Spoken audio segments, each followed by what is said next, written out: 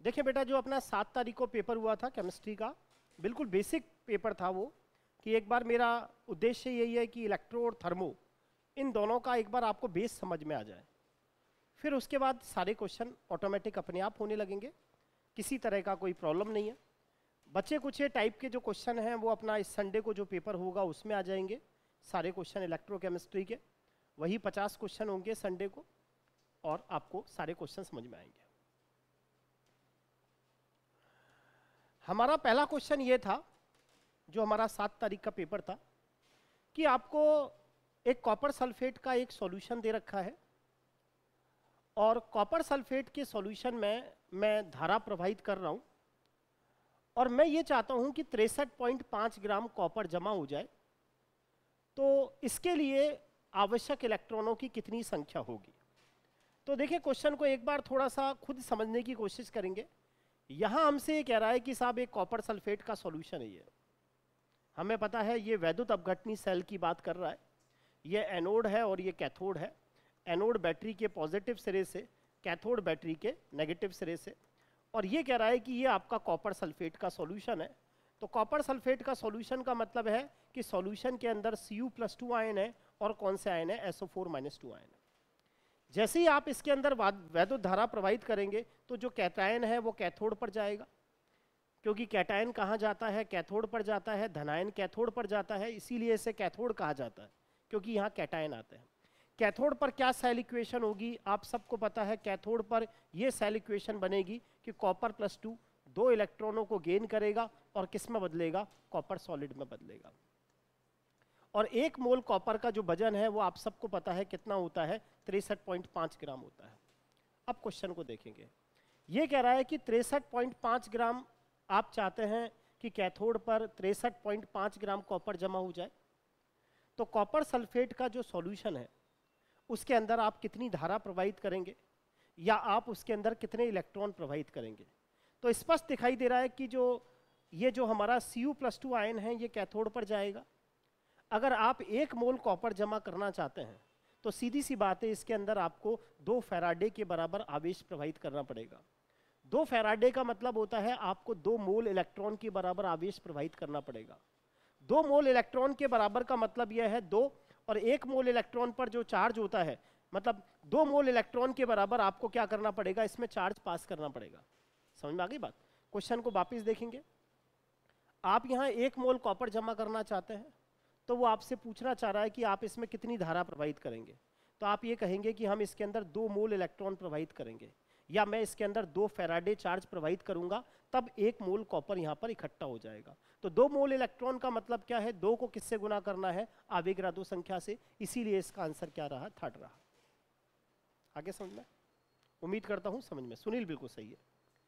एक छोटा सा फैराडे का फर्स्ट लॉ पूछा था। फैराडे का फर्स्ट लॉ क्या है? तो आप सबको पता है, फैराडे का फर्स्ट लॉ हमारा यही है कि ये जो इलेक्ट्रोड पर जमा होने वाले पदार्थ की मात्रा M या W है, ये इस बात पे डिपेंड करती है कि आपने कितने समय तक कितनी धारा इसमें प्रवाहित की है। तो फर्स्ट लॉ सबको पता है, फैराडे का फर्स्ट लॉ क्या है? M बराबर क्या होता है? ZIT। अब इसने यहाँ थोड़ा सा कहा है, M को द्रव्यमान मानना है, Z को Z ही रखना है, लेकिन धारा को इसने C से रिप्रेजेंट किया है, यानी यहाँ I की जगह आपको क्या लगाना है? C। तो समझ में आ गया होगा, इसीलिए इसका आंसर 2nd रहा, M बराबर ZCT या M बराबर CZT। बिल्कुल सही सभी का आंसर। आप सबको पता है, जब वैद्युत अपघटनी सेल में हम 1 फैराडे के बराबर आवेश प्रवाहित करते हैं, मैंने आपको अच्छे से बताया भी था, याद करेंगे। क्वेश्चन ये बेसिस पे है कि ये हमारा एक वैद्युत अपघटनी सेल है। अगर हम इसमें 96,500 कूलाम आवेश प्रवाहित करें, या 1 फैराडे के बराबर आवेश प्रवाहित करें, तो इलेक्ट्रोड पर पदार्थ का 1 ग्राम तुल्यांक जमा हो जाता है, या इलेक्ट्रोड पर पदार्थ का तुल्यांकी भार जमा हो जाता है। तो क्वेश्चन नंबर 3 हमारा इसी बेसिस पर थ्योरेटिकल क्वेश्चन था कि जब आप 1 फैराडे धारा प्रवाहित करते हैं तो इलेक्ट्रोड पर कितना पदार्थ जमा होता है? तो मैंने कहा था पदार्थ का 1 ग्राम तुल्यांक जमा हो जाता है, या मैंने कहा था पदार्थ के तुल्यांकी भार के बराबर पदार्थ जमा हो जाता है। एक पदार्थ के 1 तुल्यांक को, यहाँ 1 तुल्यांक का मतलब 1 ग्राम तुल्यांक से है, थोड़ा सा मिस्टेक है। ये कह रहा है कि आप ये चाहते हैं कि पदार्थ का 1 ग्राम तुल्यांक इलेक्ट्रोड पर निक्षेपित हो जाए, तो आप इसके अंदर कितनी धारा प्रवाहित करेंगे। अभी अभी बताया था 96,500 कूलाम आवेश प्रवाहित करने पर कितना पदार्थ जमा हो जाता है। अब देखो ये क्या कह रहा है कि एक पदार्थ का 1 ग्राम तुल्यांक इलेक्ट्रोड पर जमा करना है, एक तुल्यांक या 1 ग्राम तुल्यांक इलेक्ट्रोड पर जमा करना है, तो इसके लिए कितना आवश्यक चार्ज होगा। तो अभी अभी कहा था 96,500 कूलाम आवेश जब आप प्रवाहित करते हैं तो पदार्थ का 1 ग्राम तुल्यांक इकट्ठा हो जाता है। 96,500 कूलाम का मतलब क्या होता है, 1 मोल के बराबर 1 मोल इलेक्ट्रॉन पर चार्ज, इसीलिए इसका आंसर रहा वो क्या रहा, 4 रहा। आया समझ में। एक पदार्थ का वैद्युत रासायनिक तुल्यांक दे रखा है आपको, ये Z दे रखा है, Z बराबर 0.123 6735, और हमसे पूछ रहा है इसका तुल्यांकी भार क्या होगा इस पदार्थ का।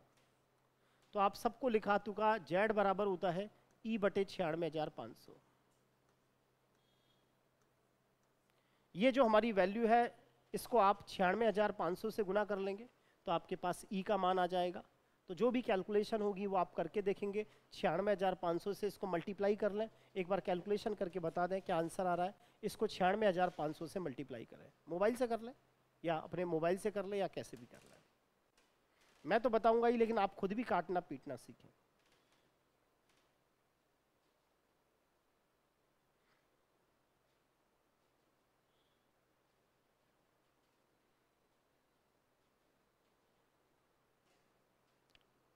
खुद कैलकुलेशन करने की कोशिश करें, मैं तो बता ही दूंगा किसको इससे गुणा करना है। अब वहां एग्जाम में यही होगा, ये इससे गुणा नहीं हो पाएगा। मैं तो मेरी एग्जाम नहीं है, एग्जाम आप लोगों की है, तो आपको खुद को कैलकुलेशन करनी है।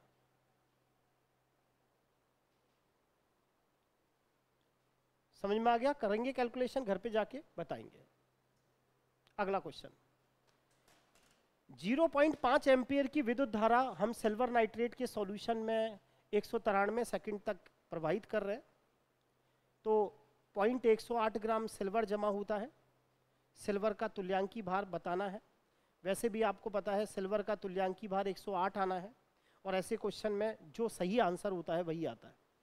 यहाँ फैराडे का फर्स्ट लॉ लगेगा, M बराबर या W बराबर E बटे 96,500 IT। कह रहा है कि सिल्वर नाइट्रेट का सॉल्यूशन है, उसमें आप धारा प्रवाहित कर रहे हैं, तो आपको ये बताना है कि जो कैथोड पर जो चांदी इकट्ठी हो रही है उसका तुल्यांकी भार क्या है। तो आपको कैथोड पर जो रिएक्शन है वो पता है, कैथोड पर क्या रिएक्शन होगी, Ag प्लस इलेक्ट्रॉन को गेन करेगा और साथ में क्या बनाएगा, Ag सॉलिड। समझ में आया। क्वेश्चन में बाकायदा मुझे W दे रखा है 0.108 ग्राम, पूछ रहा है इस Ag प्लस आयन का तुल्यांकी भार क्या होगा।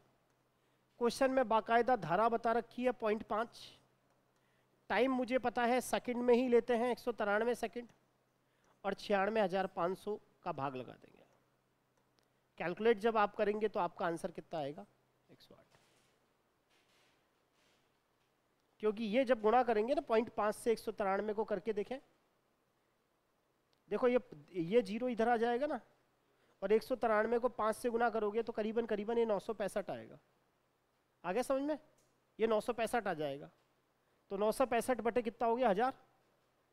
965 बटे ये, फिर ये 1 बटे 1000 हो जाएगा, इसको 1000 से गुणा करोगे तो 108 ग्राम आएगा। आगे समझ में।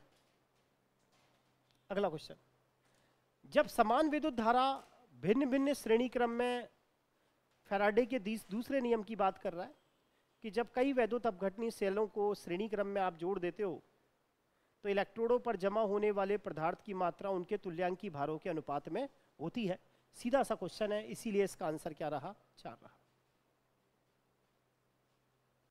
विद्युत की मात्रा जो सिल्वर नाइट्रेट के विलयन से 108 ग्राम सिल्वर जमा कर दे, वो ये कह रहा है कि सिल्वर नाइट्रेट का सॉल्यूशन है, हम उसमें कितनी धारा प्रवाहित करें ताकि कैथोड पर 108 ग्राम सिल्वर जमा हो जाए।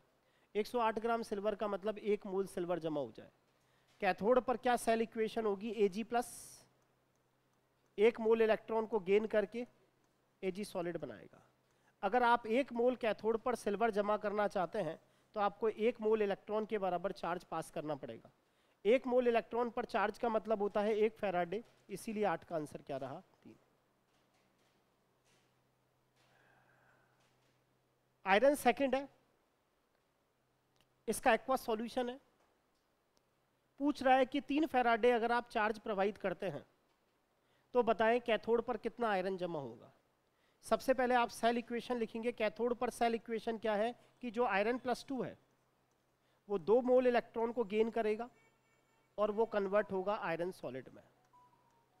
इसका मतलब ये हुआ कि जब आप इस सॉल्यूशन के अंदर 2 फैराडे चार्ज पास करेंगे ना, तब आयरन का 1 मोल इकट्ठा होगा और आयरन के 1 मोल का वजन क्या दे रखा है? 56 ग्राम। तो वो कहता है कि जब आप 2 फैराडे पास करते हैं तो इकट्ठा होता है आयरन 56 ग्राम। अब क्वेश्चन के अंदर 2 फैराडे थोड़ी बल्कि कितना है? 3। तो आंसर क्या हो जाएगा? 84 ग्राम।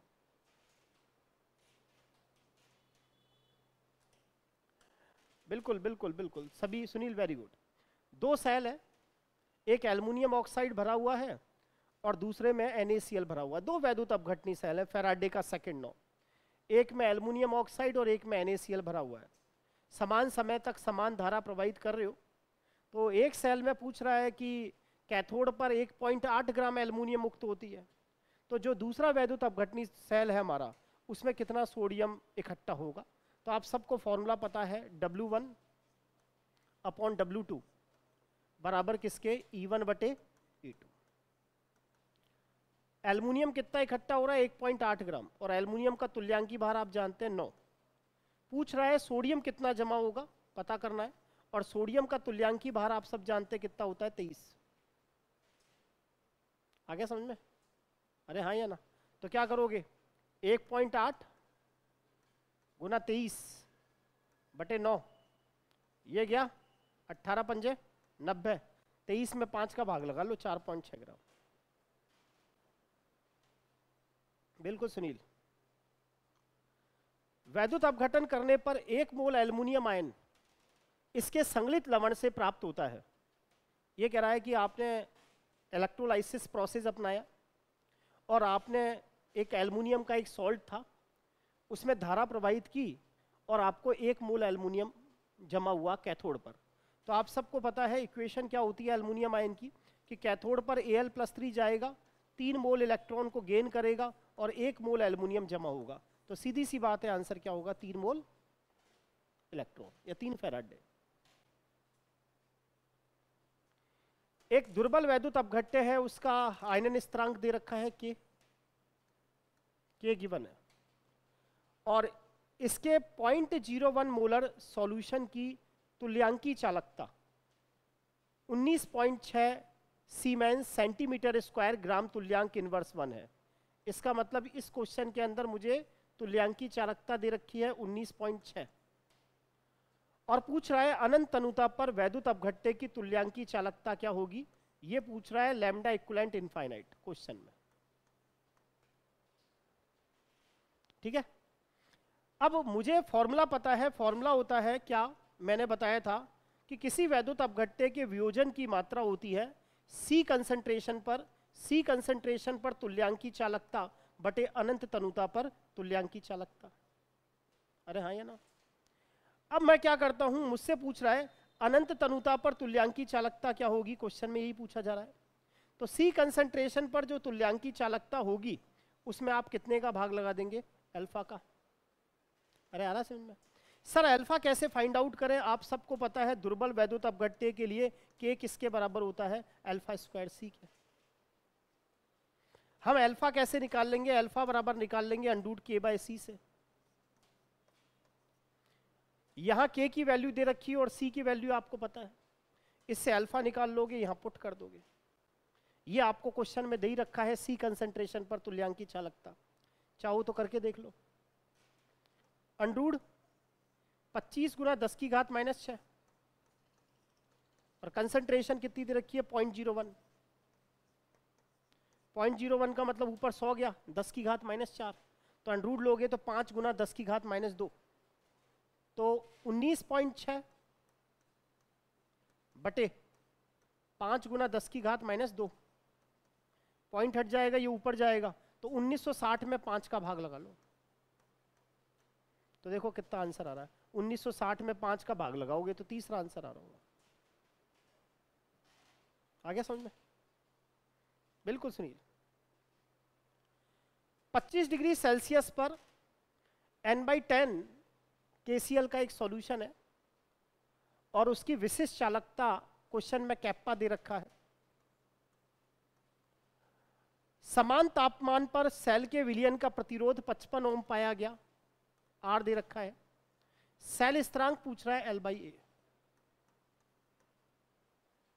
ठीक है, L/A जब भी निकालना होता है तो आप सबके पास फॉर्मूला है कैप्पा बराबर 1/R इंटू क्या है L/A। L/A फाइंड आउट करना है तो कैप्पा को किससे गुना कर दो, R से। कैप्पा मुझे बाकायदा दे रखा है 0.0112 और उसको किससे मल्टीप्लाई कर दोगे 55 से, आपका आंसर आ जाएगा L/A।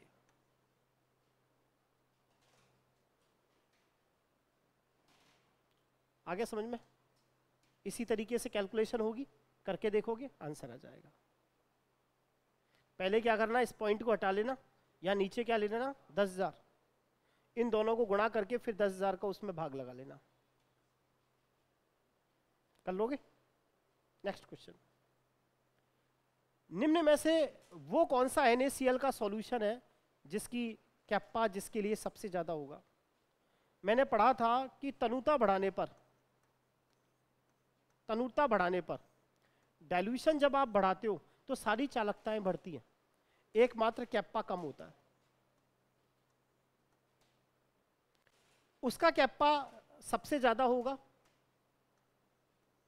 जो सॉल्यूशन सबसे कम डाइल्यूट हो। अरे हाँ या ना? ये पूछ रहा है कि बताओ इन सॉल्यूशन में किसका कैप्पा ज्यादा होगा। मुझे पता है कि डाइल्यूशन करने पर सारी चालकताएं बढ़ती है, चालक तो बढ़ता है, मोलर चालकता बढ़ती है, तुल्यांकी चालकता बढ़ती है, लेकिन कैप्पा घटता है क्योंकि प्रति ml आयनों की संख्या घट जाती है। याद आया? तो ये पूछ रहा है कि 4 आपको सॉल्यूशन दे रखे हैं और आपको बताना है किसका कैप्पा सबसे ज्यादा है। तो कैप्पा उसका सबसे ज्यादा है जिसकी तनुता कम है। तनुता कम होने का मतलब कंसंट्रेशन जिसकी ज्यादा है, क्योंकि कंसंट्रेशन बराबर होता है N/V। जिसकी आयतन कम होगा ना उसकी कंसंट्रेशन कैसी होगी, ज्यादा। तो उस सॉल्यूशन की जिसकी कंसंट्रेशन ज्यादा है ना उसकी विशिष्ट चालकता ज्यादा होगी। बिल्कुल सुनील, आंसर सही है। यहां आपको कॉलराउस का फर्स्ट लॉ मैंने क्वेश्चन के अंदर पूछा है। कॉलराउस के फर्स्ट लॉ में आपको पता है कि अनंत तनुता पर दुर्बल वैद्युत अपघट्य की चालकता कैसे निकालते हैं।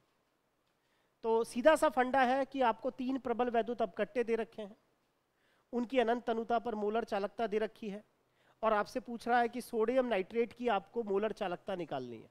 तो देखो इससे तो मिलेगा सोडियम आयन और इससे मिलेगा नाइट्रेट आयन, यानी इन दोनों को तो जोड़ोगे 116.5 और 110.3, इन दोनों को तो जोड़ोगे 5 3 8 6 2 2 226.8। और ये जो हमारा एक्स्ट्रा बन गया था क्या Na नहीं, ये एक्स्ट्रा बन गया था क्या AgCl, इसको माइनस कर दोगे, माइनस का 121.6 2 5 0 और 1 105 है क्या आंसर?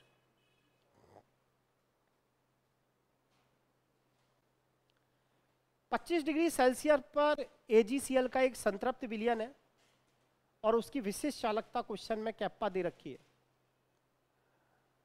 यदि अनंत तनुता पर Ag+ आयन की आयनिक चालकता इतनी है और अनंत तनुता पर Cl- की जो आयनिक चालकता इतनी है, तो आपसे पूछ रहा है AgCl की विलेयता ज्ञात करें। तो मैंने फॉर्मूला बताया था कि जो अल्पविलेय लवण होते हैं ना उनकी विलेयता कैसे फाइंड आउट करते हैं, लैम्डा मोलर इनफाइनाइट बराबर कैप्पा इंटू 1000/S। याद आ गया? अरे आया नहीं आया?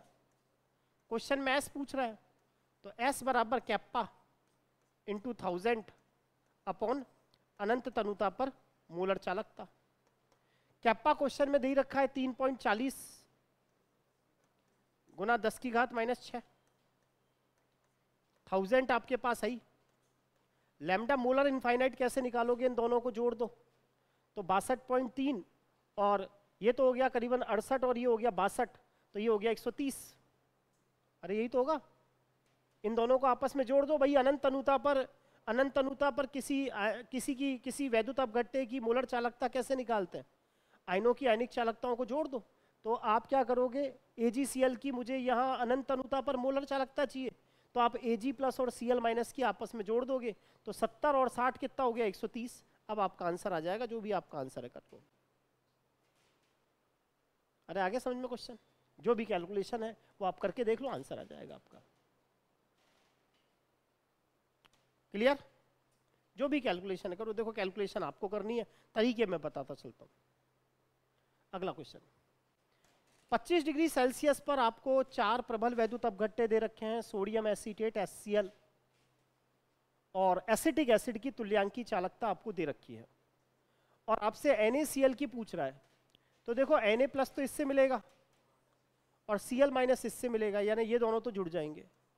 426 और 91, 7 9 2 11 और 1 517। ये कौन सा घट जाएगा, 391 माइनस हो जाएगा। यही तो होगा, 6 2 126। आ रहा है क्या आंसर? अब तो रट गए होंगे इन क्वेश्चनों को फटाफट फटाफट। बिल्कुल। 25 डिग्री सेल्सियस पर एसिटिक एसिड की इस कंसंट्रेशन पर तुल्यांकी चालकता इतनी है। अनंत अनुता पर इस एसिटिक एसिड की तुल्यांकी चालकता इतनी है। वियोजन की मात्रा पूछ रहा है, तो आप सबको याद होना चाहिए कि किसी दुर्बल वैद्युत अपघट्य के वियोजन की मात्रा निकालने का फॉर्मूला C कंसंट्रेशन पर तुल्यांकी चालकता बटे अनंत तनुता पर तुल्यांकी चालकता। C कंसंट्रेशन पर तुल्यांकी चालकता 80 है, अनंत तनुता पर तुल्यांकी चालकता 40 है। 1/5 को 0.2 लिखा जा सकता है।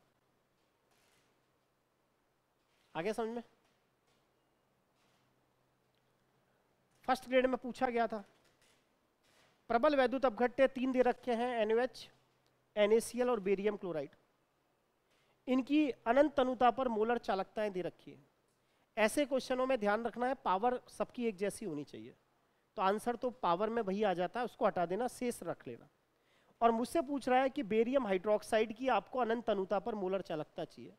तो अगर आपको बेरियम हाइड्रोक्साइड की अनंत तनुता पर मोलर चालकता चाहिए ना, तो एक तो आपको चाहिए बेरियम आयन, एक तो बेरियम आयन आपको चाहिए, और 2 आपको क्या चाहिए, हाइड्रोक्साइड आयन। तो इससे तो मिल जाएगा बेरियम आयन, यानी कि ये तो अपन को रखना ही है, और इससे इसको 2 से गुणा करना पड़ेगा क्योंकि मुझे 2 OH आयन चाहिए। तो इससे बेरियम आयन अपना कितना मिला, बेरियम आयन की कंसंट्रेशन इससे तो मिली 280। अरे हाँ या ना? और OH आयन के लिए इसको 2 से गुना करना पड़ेगा, यानी 248.1 को किससे गुना, 2 2 8 दूनी 16, 1 4 दूनी 8 और 1 9, यानी 596.2। 2 6 9 8 17, 5 2 7 और 1 8, ये 2 तो जुड़ेंगे। सही है, ये 2 तो क्या होंगे, जुड़ेंगे। एक्स्ट्रा क्या आ गए, 2 Na प्लस और क्या आ गए, 2 Cl, इनको माइनस करना पड़ेगा। तो ये जो NaCl की कंसंट्रेशन दे रखी है ना, ये माइनस होगी डबल के रूप में। तो 125 250 250 और 1.5 और 1.5 3, 253 इसमें से माइनस हो जाए। कितना आ रहा है, कितना, 400 कर लो ना, देख लो। 2 एक बार देख लेते, 3 2, कोई मिस्टेक हो गई क्या, कितना है, 406 में है क्या? हाँ, कैलकुलेशन कर लेना, मैंने बता दिया। तो ये आ जाएगा 523, तरीका बता दिया आपको, 523.2, कैलकुलेशन कर लेना कोई। अगला क्वेश्चन है, H2SO4 की नॉर्मलता फाइंड आउट करनी है। पहले ही बता चुका, नॉर्मलता होती है मोलरता इंटू बैलेंसी फैक्टर।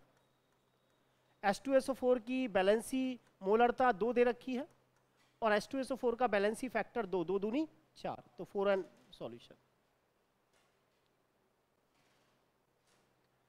ओस्टवाल्ड तनुता का नियम केवल दुर्बल वैद्युत अपघट्यों पर लागू होता है, प्रबल वैद्युत अपघट्यों पर नहीं। कारण यह है कि प्रबल वैद्युत अपघट्य सभी कंसंट्रेशन पर पूर्ण रूप से क्या हो जाते हैं, वियोजित हो जाते हैं। हाइपोक्लोरस एसिड दे रखा है, इसका Ka और इसकी कंसेंट्रेशन दे रखी है, इसकी pH पूछ रहा है, तो pH निकालने का तो फॉर्मूला है H आयन की कंसेंट्रेशन का नेगेटिव लॉग। अब H आयन की कंसेंट्रेशन कैसे निकालोगे यहाँ, तो H आयन की कंसेंट्रेशन निकालने का फॉर्मूला होगा √Ka/C। आगे समझ में? तो 9.6 को Ka 9.6 गुना 10⁻⁻⁶ और C कितना है 0.15।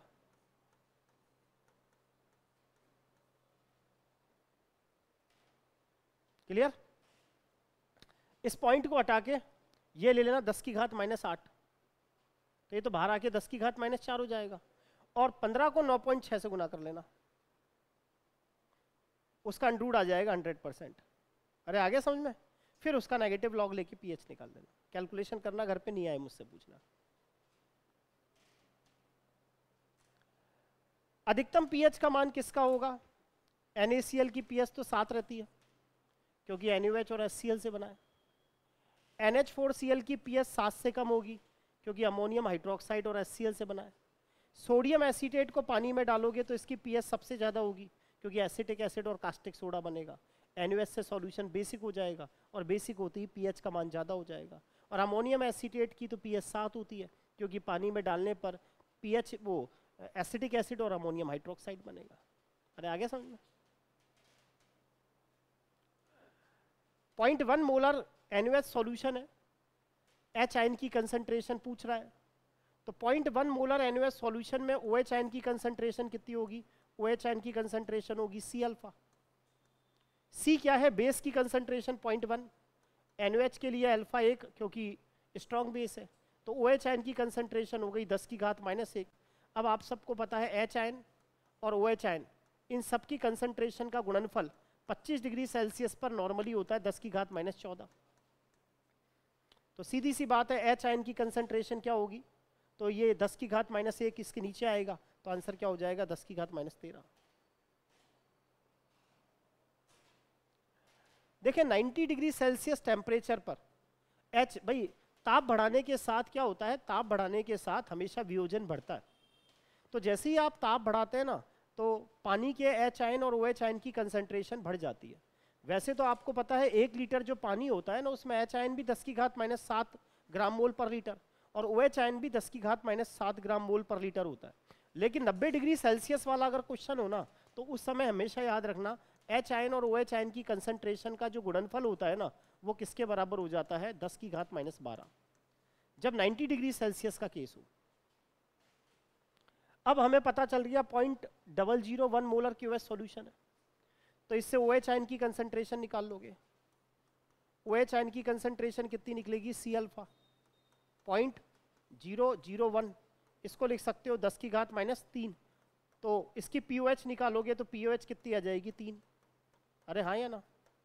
और अभी भी बताया 90 डिग्री सेल्सियस पर pH और POH का योग 14 नहीं होता, 12 होता 90 डिग्री सेल्सियस पर, क्योंकि टेम्परेचर बढ़ाने के साथ H आयन और OH आयन की कंसंट्रेशन बहुत ज़्यादा बढ़ जाती है। तो सीधी सी बात है, आंसर क्या हो जाएगा? कितना हो जाएगा आंसर इसका? 9 और 3 कितना होता है? 12।